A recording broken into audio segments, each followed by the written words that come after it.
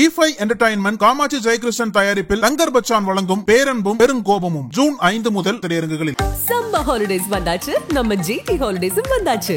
GT holidays, south India's #1 travel brand. Meenakshi Faculty of Arts and Science for Women at KK Nagar, Chennai. BCom, BSc, BA, BBA, BCA and Viscom. Apply now. Nakkeeran நேயர்களுக்கு வணக்கம். இன்று நம்முடன் கருத்துக்களை பகிர்ந்து கொள்ள இணைந்திருக்கிறார் திராவிட இயக்க சிந்தனையாளர் வல்லம் பஷீர் அவர்கள். வணக்கம் சார். வணக்கம். அமித்ஷா வருகை, பாஜக நிர்வாகிகளுடன் ஆலோசனை, 2026 எப்படியும் நம்ம ஆட்சியை பிடிச்சாகணும் தமிழகத்தில் அப்படிலாம் சொல்லிட்டு போயிருக்கிறார். ஏற்கனவே கடந்த முறை வந்தபோது எடப்பாடி பழனிசாமி அழைச்சி இது அதிமுகவுடன் கூட்டணி அப்படின்லாம் அறிவிச்சிருந்தாங்க. அப்போ கூட்டணி ஆட்சி அப்படிலாம் சொல்லும் பொழுது எடப்பாடி பழனிசாமி அதெல்லாம் மறுத்திருந்தார். அதிமுகவில் முன்னணி தலைவர்களும் மறுத்திருந்தாங்க. அதிமுக தான் ஆட்சி அமைக்கும், அதிமுக தலைமையில் தான் கூட்டணி அமையும் அப்படின்லாம்.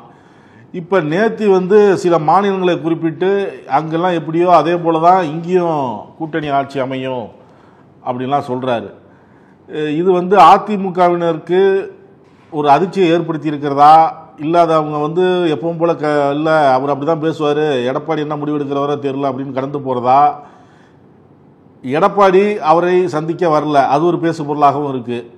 அதே நேரத்தில் செல்லூர் ராஜும் உதயகுமாரும் வந்திருக்கிறாங்க. காத்திருந்து கிட்டத்தட்ட 3 மணி நேரம் காத்திருந்து அமித்ஷாவை வரவேற்றதாகவும் செய்தி வெளியாகிருக்கு. அதிமுக இப்போது வாய் திறக்க வேண்டிய சூழலுக்கு தள்ளப்பட்டிருக்கிறது. ஏற்கனவே நாம நக்கீரன் வாயிலாகவே பேசி இருக்கிறோம். அமித்ஷா பாரதிய ஜனதா கட்சியினுடைய முக்கிய முகம் என்கிற அந்த அடிப்படையில் இந்த கூட்டணியை உறுதி செய்தார். ஆனால் அந்த மேடையில் பேச வேண்டிய எடப்பாடி பழனிசாமி பேசாமல் வாய்மூடி இருந்ததனுடைய விளைவு ஏதோ பாஜக தான் பெரிய கட்சி என்பதை போலவும், அதிமுக என்கிற கட்சி பாஜகவோடு விரும்பி சென்று கூட்டணிக்கு இணைந்து கொண்டதை போலவும், சீட் ஷேரிங்லாம் பாஜக தான் ஒதுக்கி கொடுக்க போகுதுங்கிறது மாதிரியான தோற்றத்தை உருவாக்கி இருந்தது. அதிமுக தொண்டர்களிடத்துல பெரிய மனவலியை தந்தது என்றுதான் சொல்ல வேண்டும். ஆனால் இன்றைக்கு இந்த அரசு என்பதே கூட்டணி அரசாகத்தான் இருக்க போகிறது என்று சொன்னதன் மூலமாக அதிமுகவினுடைய தொண்டர்களின் இதயங்களில் சூட்டுக்கோள் பாய்ச்சி இருக்கிறார் அமித்ஷா.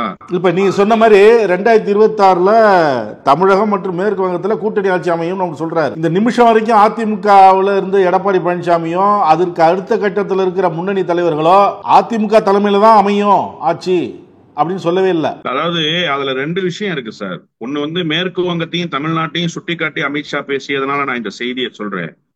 இங்க இருக்கிற பாஜக தலைவர்கள் அமித்ஷாவுக்கு கொஞ்சம் நல்ல அட்வைஸ கொடுக்கணும்னு நினைக்கிறேன். ஏன்னா இதே மாதிரி ஒரு மையக்குழு கூட்டம் வெஸ்ட் பெங்கால்ல நடந்தது.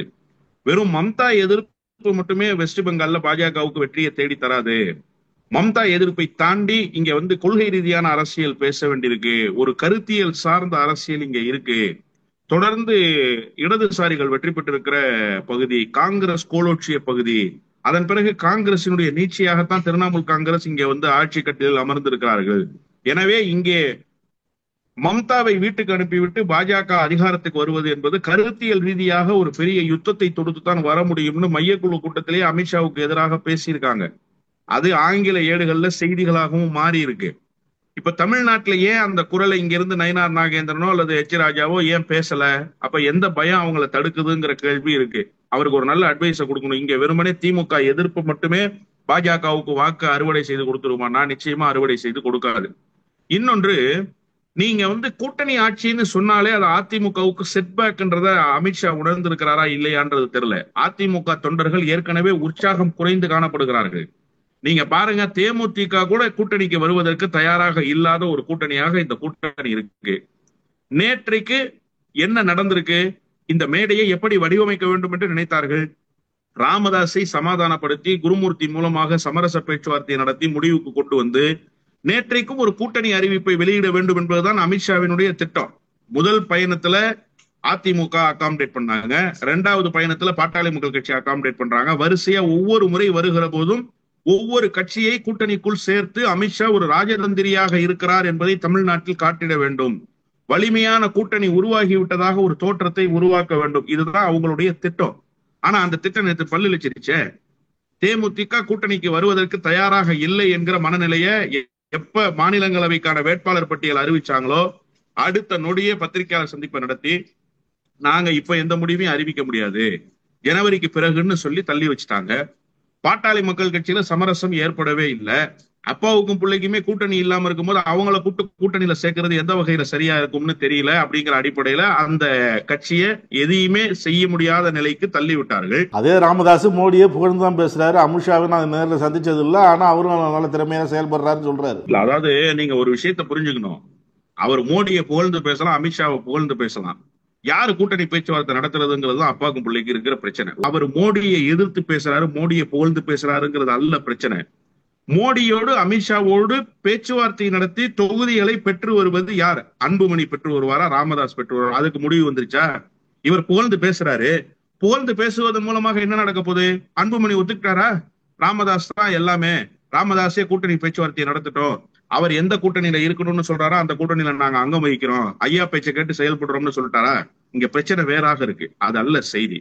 நாளைக்கே இதே கூட்டணி அமைஞ்சாலுமே கூட பாட்டாளி மக்கள் கட்சிகளை இருக்கிற சலசலப்பை சரி பண்ணாம பாட்டாளி மக்கள் கட்சியினுடைய வாக்கு வங்கியை எப்படி நீங்க ஒருமுகப்படுத்துவீங்க?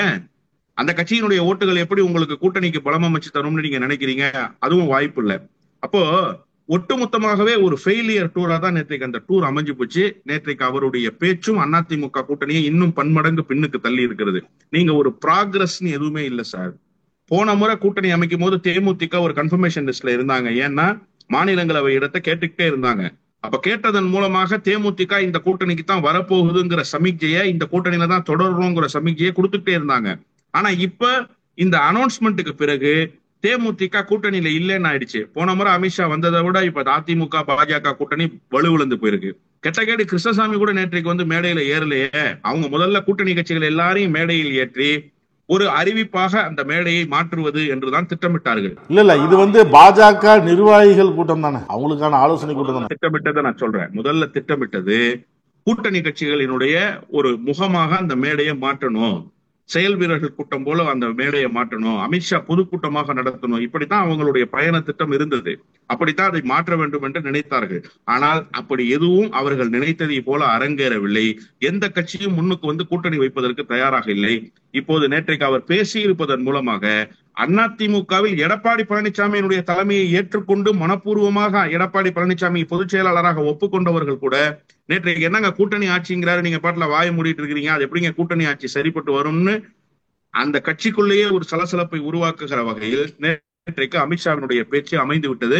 அது அந்த கூட்டணிக்கு ஒரு மிகப்பெரிய பின்னடைவை தேடி தந்திருக்கிறது என்றுதான் சொல்ல வேண்டும். இன்னொரு செய்தி வெளியாகுது, இந்த தடவை அதிமுக கூட கூட்டணி வச்சு 50 தொகுதியில நாம நிக்கணும் அப்படின்லாம் பேசப்பட்டதா சொல்றாங்க. இல்ல, நிச்சயமாக 50 தொகுதிகளை கேட்டு பெறுவார்கள் பாரதிய ஜனதா கட்சி.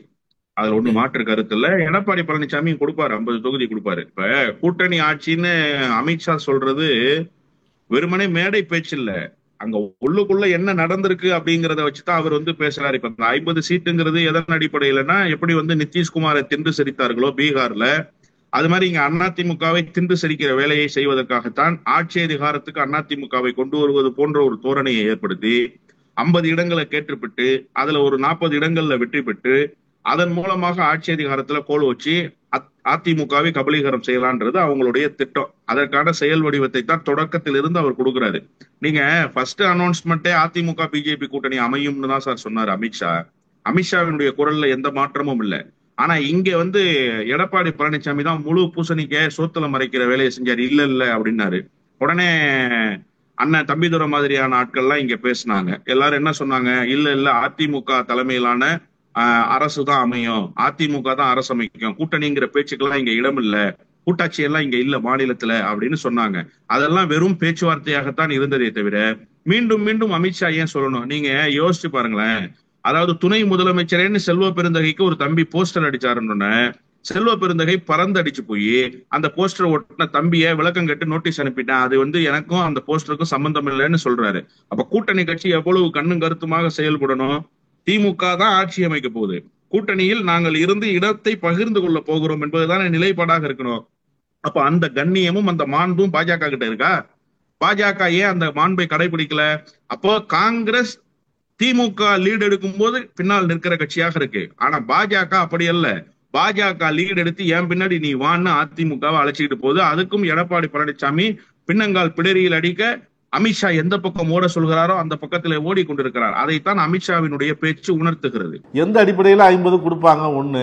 இப்ப நேற்றுக்கு எடப்பாடி பழனிசாமி ஒரு திருமண விழாவில் பேசும்பொழுது ஸ்டாலின் வந்து திமுக தலைமையிலான கூட்டணி வந்து 200 இடங்களுக்கு மேலே வெற்றி பெறணும்னு கனவு கண்டுட்டு இருக்கிறாரு. அது நடக்காது.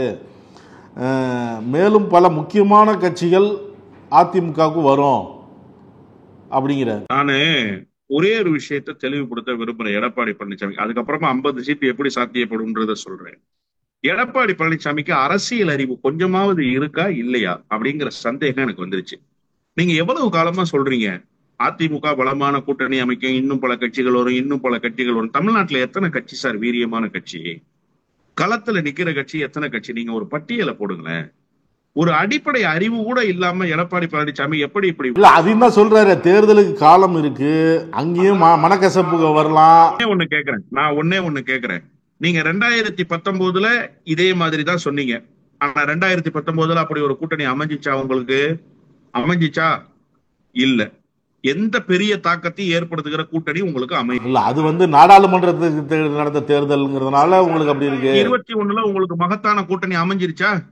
பாட்டாளி மக்கள் கட்சி நீங்க வந்து அந்த 10.5 விழுக்காடு இடஒதுக்கீட்டை அறிவித்து விட்டு ஒரு போகஸ் அறிவிப்பு, ஒரு பொய்யான அறிவிப்பை அறிவித்து விட்டு வட மாவட்டத்துல பெரிய அளவுல நீங்க வெற்றியை ஈட்டிடலாம் நினைச்சு பாட்டாளி மக்கள் கட்சி உங்களோட சேர்த்து அகாமடேட் பண்ணி பாஜக பாட்டாளி மக்கள் கட்சி எல்லாம் சேர்ந்து ஒன்னா நீங்க என்ன தாக்கத்தை ஏற்படுத்தி கிழிச்சிங்க? நீங்க உங்களுடைய ட்ராக் ரெக்கார்டு என்னவா இருந்துச்சு? நான் இன்னொன்னு கேக்குறேன். நீங்க இன்னும் பல கட்சிகள் வந்து சேரும்ன்றீங்கல்ல, எந்த கட்சி வந்து சேரும்?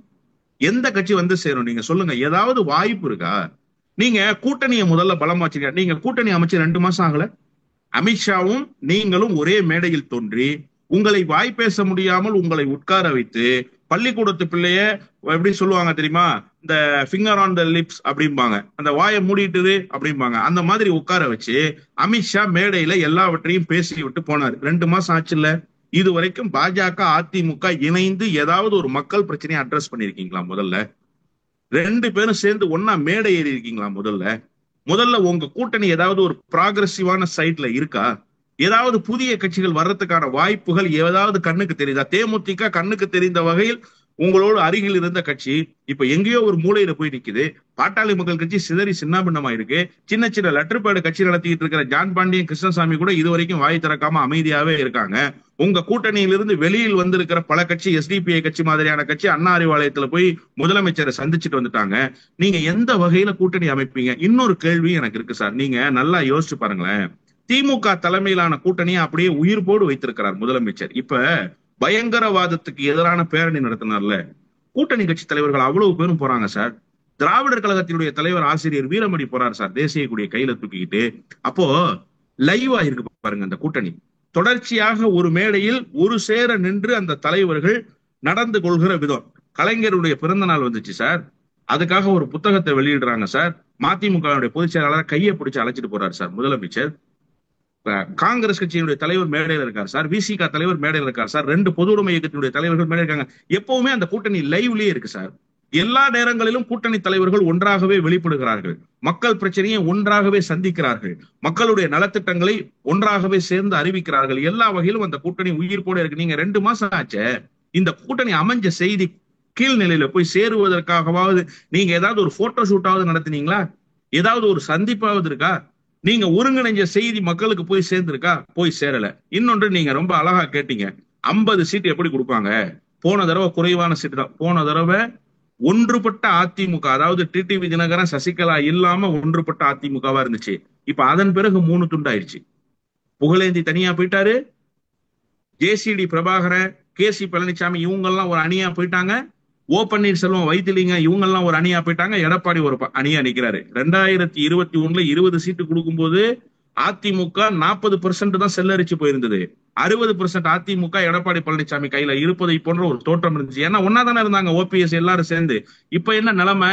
அதுல 3 துண்டா போய் இப்ப 35% அதிமுக தான் எடப்பாடி பழனிசாமி கையில இருக்கு. மீதி 65% துண்டு துண்டா உடைஞ்சு நிக்குது. இப்ப இதெல்லாம் பாப்பாங்கல்ல. உங்களுக்கு எனக்கும் தெரிஞ்சிருக்கிற செய்தி உளவுத்துறையை கையில வச்சிருக்கிற உள்துறை அமைச்சருக்கு தெரியாதா? அவர் அதுக்காக ஏற்ப வியூகங்களை வகுக்க மாட்டாரா? இன்னொன்று, அன்றைக்கு சின்னத்துக்கு பிரச்சனை இல்ல, கட்சிக்கு பிரச்சனை இல்ல, இப்ப சின்னத்துக்கு பிரச்சனை வந்துருச்சு. தேர்தல் ஆணையம் சொல்லுது நாங்க இந்த பொதுச் செயலாளர் தேர்வுல தலையிட முடியும், கட்சியினுடைய பைலாவை பொறுத்த வரைக்கும் தேர்தல் ஆணையத்தினுடைய முடிவு என்பது முக்கியமானதாக இருக்குது. நீதிமன்றத்துல நிறைந்த நீதிமன்றத்தில் தேர்தல் ஆணையம் சொல்லுது. இப்ப நீங்க அதிமுக பாஜகவினுடைய அழுத்தத்துக்கு ஆட்பட்டு தானே இருக்கீங்க. நீங்க அழுத்தத்துக்கு ஆட்படலைன்னா எதுக்கு சார் 3 வண்டி மாறி போறீங்க? எதுக்கு சார் நைட்டோட நைட்டா திருட மாதிரி ஓடுறீங்க? சட்டப்பேரவையில இருக்கீங்க, சட்டப்பேரவை உறுப்பினர்களுக்கு சொல்லிட்டு வர்றீங்க, நாளைக்கு காலையில வந்துடுறேன் சந்திப்போம்னு சொல்லிட்டு வர்றீங்க. ஆனா விடிய காலையில செய்தி வருது, ஸ்க்ரோல் ஓடிக்கிட்டு இருக்கு பிளாஷ் நியூஸ், எடப்பாடி பழனிசாமி டெல்லி பயணம்னு. பத்திரிகையாளர்கள் கேட்கறாங்க, எதுக்கு வந்தீங்க? கட்டடம் கட்டியிருக்காங்க பாக்குறதுக்காக வந்தேன் அப்படின்றீங்க. எதுக்கு இப்படி நீங்க சொல்றீங்க? ஏன் திருட மாதிரி ஓடுறீங்க? ஓடி ஒளிய வேண்டிய அவசியம் என்ன இருக்கு? இப்ப இதெல்லாம் எதை உணர்த்துதுன்னா, பாஜக வாய் திறக்க வேண்டாம் என்று சொல்கிற வரை வாய் திறக்காமலேயே இருக்கிறார். இப்பதான் நீ பேசணும், இது வரைக்கும் நீ பேசவே கூடாதுன்னு சொன்னா அது வரைக்கும் வாய் மூடிக்கிட்டே இருக்காரு. ஏன்னா அவர் அமித்ஷாவை போய் சந்திக்கிற வரைக்கும் அமித்ஷா என்ன சொல்ல போறாருன்னு அவருக்கு தெரியாது. புரியுதா உங்களுக்கு நிலைமை? அமித்ஷாவை சந்திச்சுட்டு அமித்ஷா சரி கூட்டணின்னு நீ அறிவிச்சிரு, நம்ம பேச்சுவார்த்தை முடிச்சாச்சு, நான் இன்னைக்கு இந்த போட்டோவெல்லாம் சமூக வலைதளத்துல போற்ற சொல்றேன் அப்படின்னு சொன்ன பிறகுதான் கூட்டணி டிக்ளரேஷனே பண்றாரு. அதற்கு முன்பு அதிமுக கை ஓங்கி இருந்தா, நான் இது மாதிரி வந்திருக்கிறேங்க டெல்லிக்கு கூட்டணி விஷயமா பேசுறதுக்காக, அமித்ஷாவை சாயங்காலம் சந்திக்கிறோம், எங்க கட்சியினுடைய முக்கிய நிர்வாகிகள் அறிவிச்சுட்டு போக வேண்டியதானே. அப்ப அமித்ஷா சொல்லாம எதையுமே செய்ய முடியாதுங்கிற நிலைமையில இருக்கிற எடப்பாடி பழனிசாமி 50 சீட்டு கேட்டா கொடுக்க மாட்டேன்னு எப்படி சொல்ல முடியும்? 120 சீட்டு குடியான்னு கேட்டாலும் 120 சீட்டு கொடுத்துதான் ஆகணும். 50 சீட்டு இல்ல. அதிமுக இப்போ எந்த விதத்திலும் லீட் எடுக்கிற நிலையில இல்ல. பாஜக சொல்வதை கேட்கிற நிலையில் தான் அதிமுக இருக்கு. அதிமுக சொல்றதை கேட்கிற நிலைமையில பாஜக இல்ல. அதான் யதார்த்தமான உண்மை. நேற்று பாஜக முன்னாள் மாநில தலைவரும் பேசினாரு. தமிழக அரசு பல்வேறு திட்டங்களை செயல்படுத்தி முன்மாதிரி அரசாக இருக்கு மற்ற மாநிலங்களை விட அப்படிலாம் தமிழ்நாடு அரசு செய்தி வெளியிடுது. ஆனால் அவர் சொல்லும்போது திமுக ஆட்சி வந்ததுலேருந்து தமிழகம் 4 ஆண்டுகள் பின்தங்கி போயிடுச்சு அப்படின்லாம் சொல்கிறாரு. அது ஒன்று. இன்னொன்று, மாநில தலைவர் அமித்ஷாவை முதல் நாள் சந்திக்க போகலை. அப்படி போகும்போது அவர் காரில் அவர் கட்சி கொடி இல்லை. ரெண்டாவது, இப்போ முன்னாள் மாநில தலைவரும் தனித்தனியாக அமித்ஷாவை சந்திச்சாங்க அப்படின்லாம் செய்தி வெளியாகுது. ஒரு ஒற்றுமை நிலவுலையோ? நேற்றைக்கு முன்னாள் மாநில தலைவரனுடைய மேடை வருகை கீழே செட்டப் பண்ணி ஆட்களை வச்சு விசில் அடிச்சு கை தட்டினது அமித்ஷாவுக்கு ஒரு பெரிய டென்ஷனை கொடுத்துருக்கு. அமித்ஷா தான் சார் ஹீரோ நேத்து நிகழ்ச்சியில. அவர் தானே நிகழ்ச்சியினுடைய சிறப்பு விருந்தினர். அவருக்கு தானே உற்சாகமும் ஆரவாரமும் இருக்கணும்.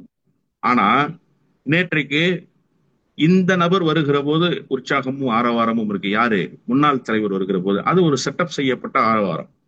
அமித்ஷா வருகிற போது இயல்பாக வெளிப்படுகிற அந்த ஒரு மகிழ்ச்சி உணர்வு வெளிப்படுது பாஜகவுல. இதெல்லாம் நோட் பண்றாங்க. அப்போ அமித்ஷா முன்னாடி இந்த ஆள் தாயா என்ன இந்த பொறுப்புல இருந்து தூக்குனா, எவ்வளவோ சொல்லி நான் சொன்னதை கேட்கல, அந்த ஆளுக்கு முன்னாடி என் பலம் என்னன்னு காட்டுறேன்னு நேற்று சேலஞ்ச் பண்ணிருக்கிறாரு.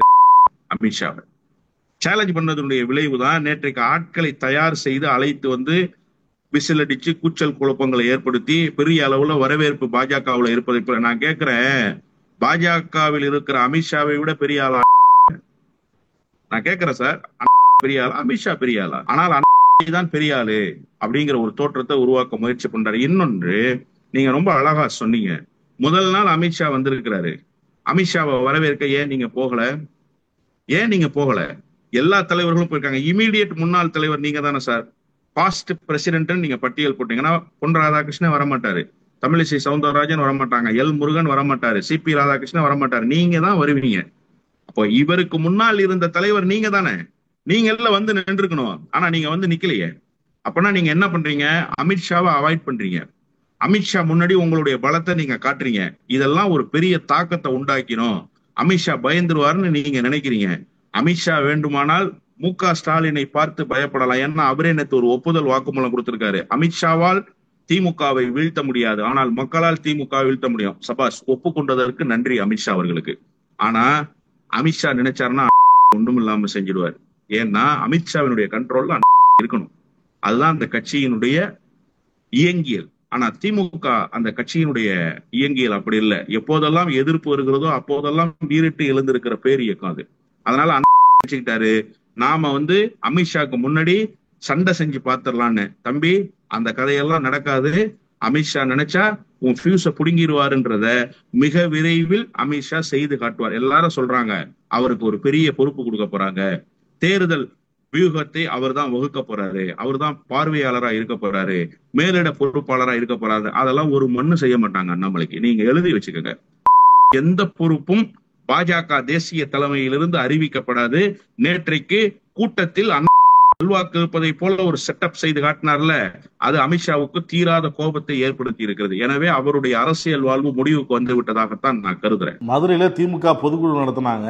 அந்த பொதுக்குழு அடுத்த தேர்தல், அதாவது 26 தேர்தலுக்கு அது வெற்றிக்கான அச்சாரம் அப்படின்லாம் எல்லாரும் அந்த கட்சிக்காரங்கள்லேருந்து எல்லாரும் சொன்னாங்க. அரசியல் பார்வையாளர்கள் உங்களை மாதிரி பேசுகிறவங்கலாம். இப்போ அதே மதுரையில் இப்போ கூட்டத்தை நடத்தியிருக்கிறார் அமித்ஷா. ஆனால் அங்கே ஒரு பெருசாக ஒன்றும் இல்லை, அவர் எதிர்பார்த்த மாதிரி எதுவும் நடக்கலை அப்படின்லாம் இப்போ சொன்னீங்க, நீங்கள் பேசிட்டு வரும்போது சொன்னீங்க. எந்த தாக்கத்தையும் அமித்ஷா வருகை ஏற்படுத்தாதா? அமித்ஷாவினுடைய வருகை இல்லை சார், மோடியினுடைய வருகையே தமிழ்நாட்டில் எந்த தாக்கத்தையும் ஏற்படுத்தல சார்.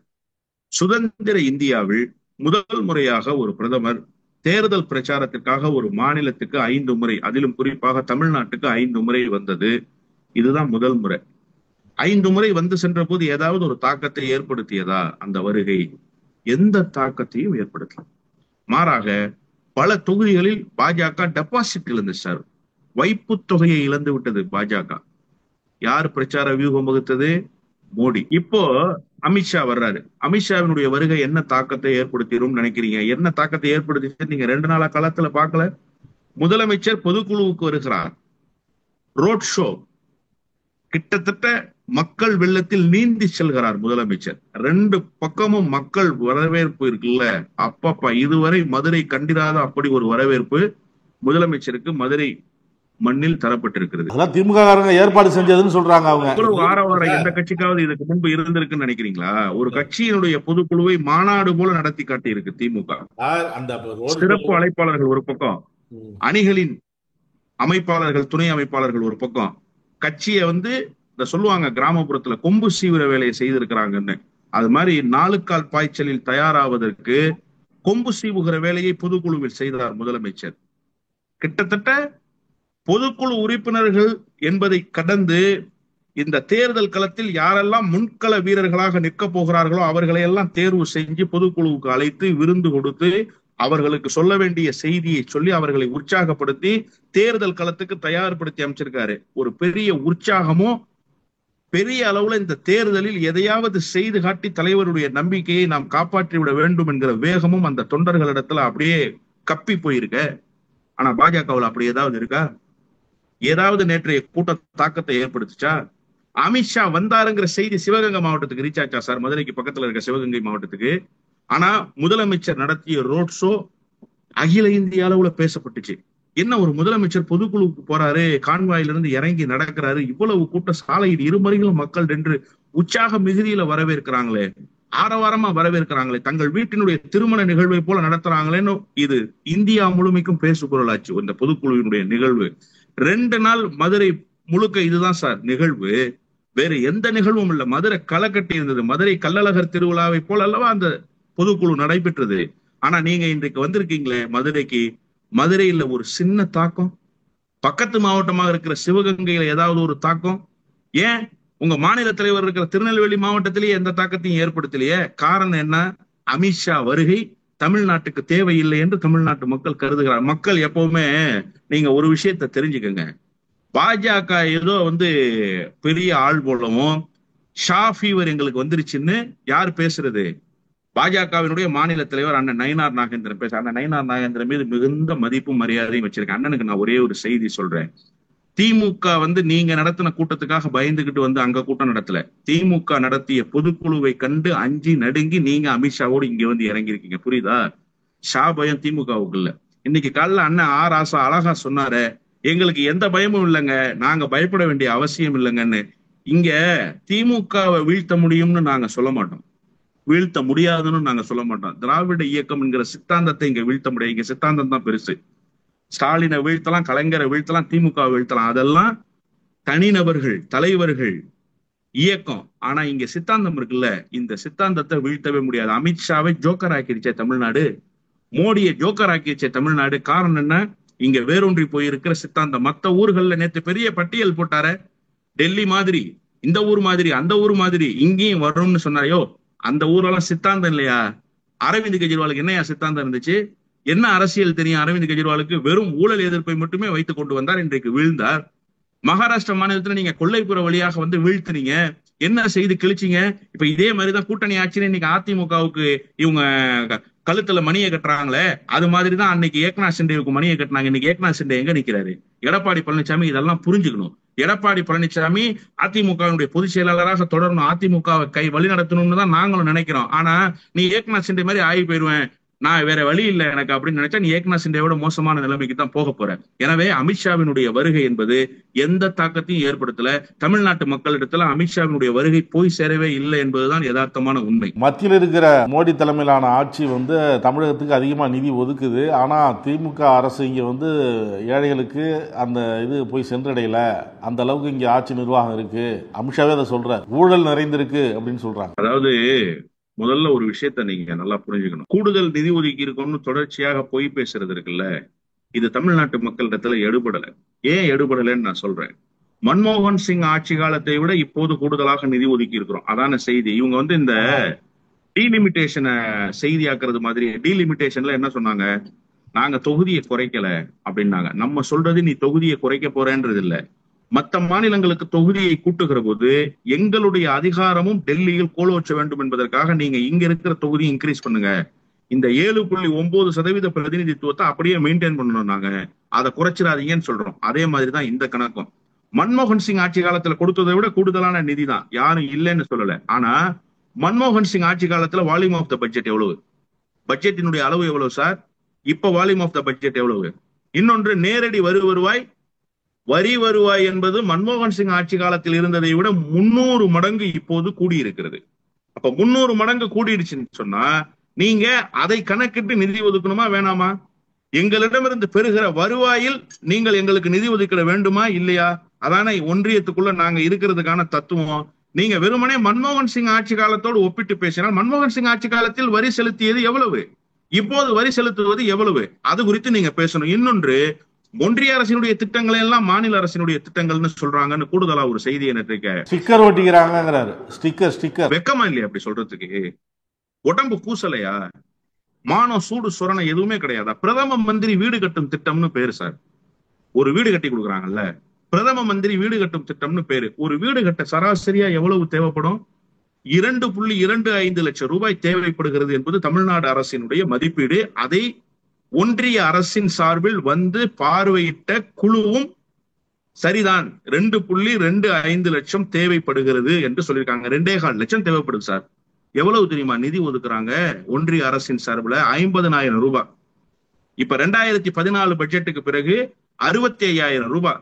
2,25,000 ரூபாய் செலவாகிற வீட்டுக்கு 65,000 பட்ஜெட் ஒதுக்கி மீத தொகையை மாநில அரசு செலவு செய்து வீடு கட்டி கொடுத்தா அதுக்கு பேரு மோடி வீடு, பிரதம மந்திரி வீடு கட்டும் திட்டம்னு பேரு. காசு யாரு காசு?